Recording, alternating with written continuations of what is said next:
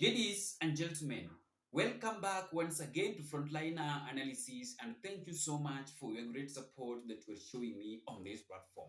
Now, my fellow Kenyans, as we speak right now, I'm receiving a serious shocking news where Right Honorable Raila Amolo Odinga have secretly met with the former impeached Deputy President Rigathi Gachagua in Karen one day after Rigathi Gachagua had an interview with a citizen TV journalist live in Karen where he exposed what is happening between Ruto and MPs against corruption.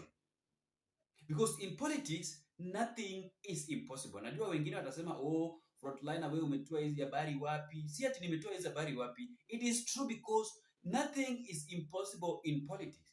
So long as the interests of the politician converge, these people will work together. Who knew that Ruto angefanya kazi na Raila? Who knew that Raila Amolo Odinga angefanya kazi na Uhuru Muigai Kenyatta? Si hakuna mwenye alijua, but they used to abuse each other each and every day. Then later on, si Ruto aliita Raila Amolo Odinga bana ati kuja tufanye kazi kama vitu zinaenda vibaya. So even right now, Rigathi Gachagua can still work with even Ruto. Rigathi Gachagua can work with Raila Amolo Odinga. There is nothing that is always impossible in politics. So long as the interests of this politician converge, these people will automatically work together, especially right now where Raila Amolo Odinga cannot survive without Ruto, without Raila. Sorry, without Ruto. And even Ruto himself cannot survive without Raila. So right now, Raila Amolo Odinga have sensed a serious defeat in 2027 election, and that is the reason why he's now trying to look for a way forward on how he can join Rigathi Gachagua's coalition or on how he can run ahead of 2027 election, because for the people from Luo Nyanza region to vote for William Samoei Ruto, Raila Amolo Odinga's image must be on the ballot box. It is true, because the people from the Mount Kenya region will turn up in large numbers to vote against William Samoei Ruto. What about Nyanza region? What about Western?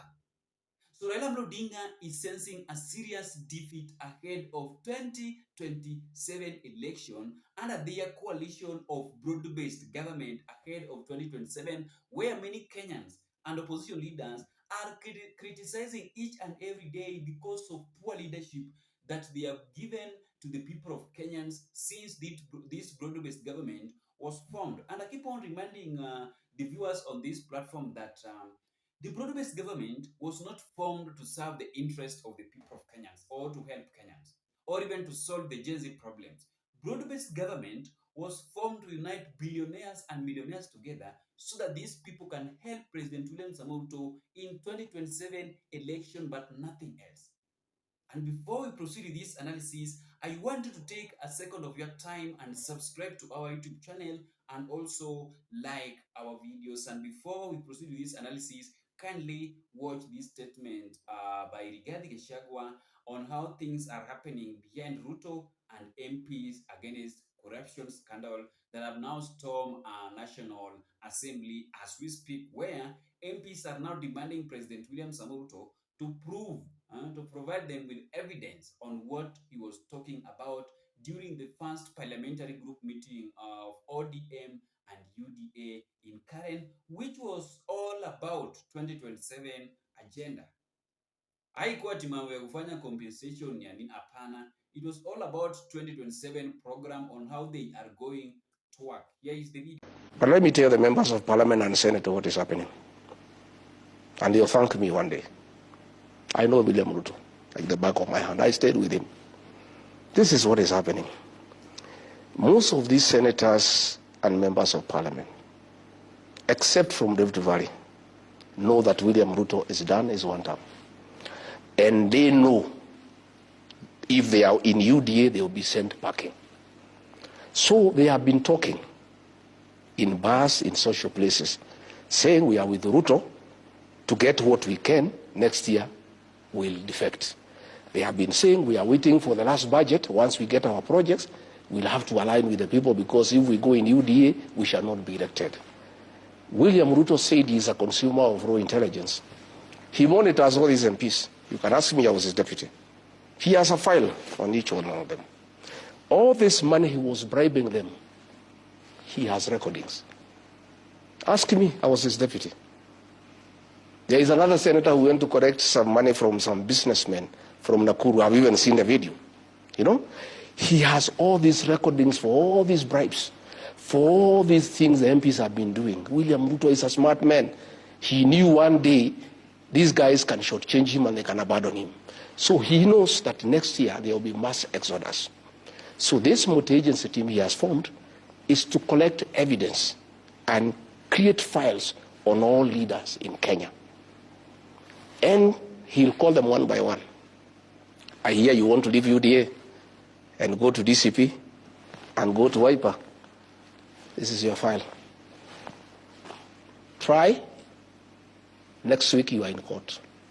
Same for governors, same for everybody. Why would William Ruto want to take over investigations? He said when he formed the government that he'll make sure the National Police Service is independent. He'll give it money. He'll make sure judiciary is independent. He'll make sure the DPP is independent. Today he is saying he wants to form a multi-agency team under the office of the president to deal with corruption. I can tell you, and I want to tell these members of parliament, you will have to stick with William Ruto to the end.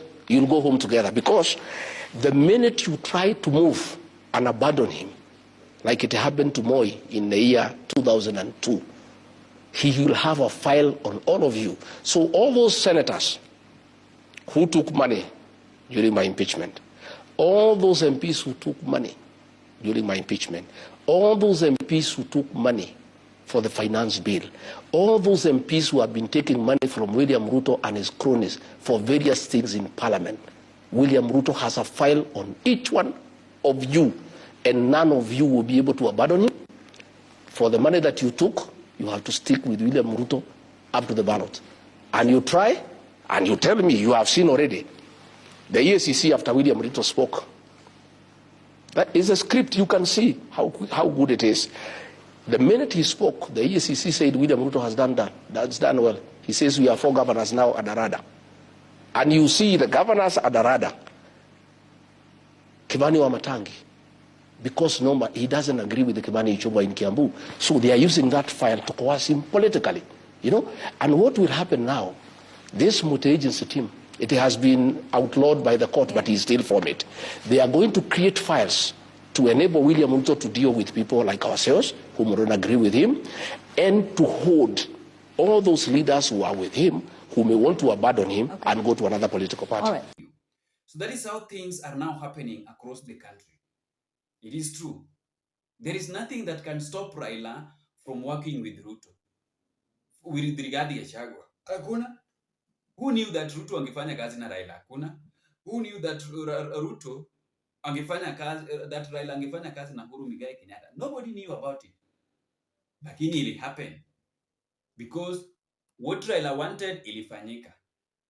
So even right now, Ruto can work with Rigathi Gachagua. He can make Rigathi Gachagua his running mate again. Hakuna kenye ni ngumu hapo. Kama saizi Wakenya wenyewe washasahau na vitu zenye zilifanyika last year in 2024. Some of them are busy chanting 2 term each and every day. So we don't know which is which.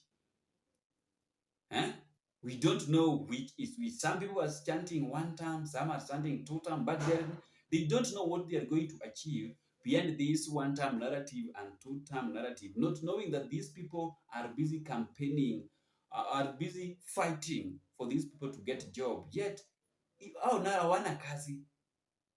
Kazi yenye wako nayo yenye wanafanya ni ile 200, 300, 2000 yenye wanapewa kila siku, which cannot even sustain them for 3 years or even for 1 month. 3 years pia ni bad, even for 1 month. Hata 1 week. Hiyo 200 bob mtu akipewa si ya lunch tu na imeisha. So, sisi ndio tuko na shida. Because if we will keep on following this politician each and every day without achieving something serious, by not getting 200 bob and 300 bob, we will keep on going to the street each and every day to protest. Because right now, the president have started, have introduced investigation under corruption in the Republic of Kenya, under the leaders that are corrupt.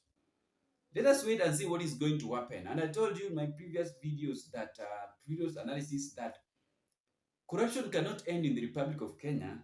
If SEC started investigating at the bottom, it will start up going down, lakini sio huko chini kukuja juu. Hii hakuna kenye wanafanya. They are busy favoring the government. See you in the next video.